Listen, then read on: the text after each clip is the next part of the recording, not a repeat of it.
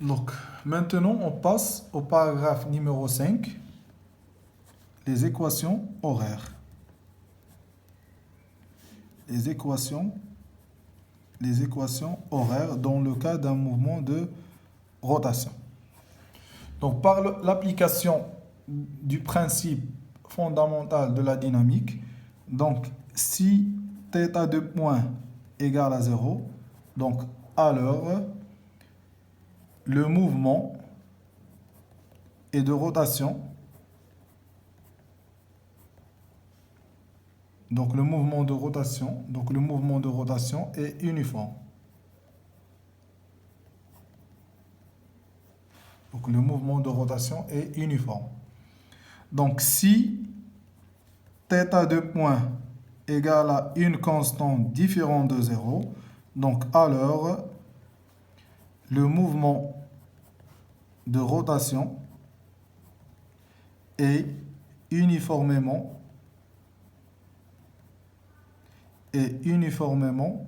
varié.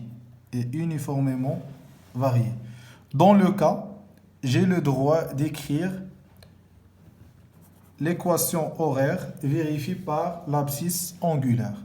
Donc, dans ce cas, le mouvement ou bien l'équation horaire s'écrit sous la forme θ de t égale 1 demi θ de point t au carré plus θ point 0 fois t plus θ0. Avec θ de point, c'est l'accélération angulaire en rate par seconde au carré. Donc θ point 0, c'est la vitesse angulaire initiale. C'est la vitesse angulaire initiale en rad par seconde. Et θ0, c'est l'abscisse initiale. C'est l'abscisse angulaire initiale. C'est l'abscisse angulaire initiale en rad. Ça, c'est l'équation horaire vérifiée par l'abscisse angulaire. Et l'équation horaire de la vitesse, donc l'équation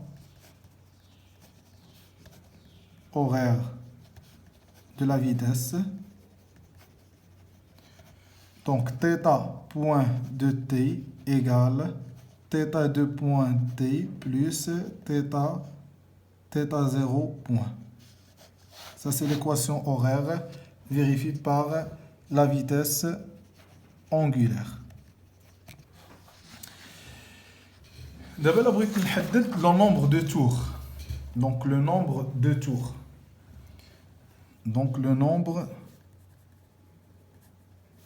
de tours. باش نعرف هذيك العلاقه اللي كتجبد لي لو نومبر دو تور مثلا تخيلوا معايا لو موفمون دو روتاسيون عندنا موفمون دو روتاسيون d'un corps S. تخيلوا معايا la position à l'instant initial مثلا à t égale à 0 est repérée par θ0. Par exemple, θ0 égale à pi rad. Et à l'instant t égale à t1 est repérée par l'angle.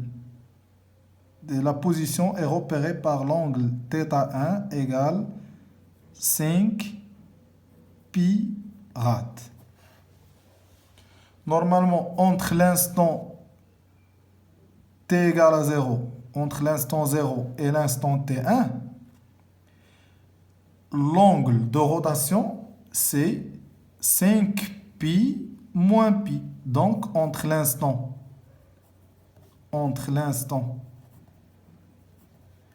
0 et t1, on dit l'angle de rotation est 5pi moins pi égale à 4pi. Donc, soit n, c'est le nombre de tours. Donc, un tour représente 2pi. Ça veut dire un tour représente 4pi. Donc, le nombre de tours n égale à 4pi fois 1 sur 2pi égale à 2. Implique que le nombre de tours égale à 2. Donc, par définition, ou bien on peut généraliser ce résultat entre deux instants quelconques. Maintenant, l'objectif, c'est déterminer le nombre de tours entre les instants TI et TF. Donc, à l'instant TI, donc la position est repérée par θi, et à l'instant TF, la position est repérée par TF. Et l'angle de rotation, donc je note l'angle de rotation entre l'angle de rotation entre TI et TF est θf moins θi. Donc pour déterminer le nombre de tours, il suffit de diviser θf moins θi sur 2pi. Donc pour déterminer n, le nombre de tours, donc n égale à θf moins θi sur 2pi, ou bien delta θ sur 2pi. Donc voilà la relation qui permet de déterminer le nombre de tours. Et en général, le nombre de tours, donc le nombre n, c'est le nombre de tours entre les instants TI et TF, c'est n égale delta θ sur 2pi, avec delta θ égale θf moins θi, ou bien θ à l'instant TF moins θ à l'instant TI.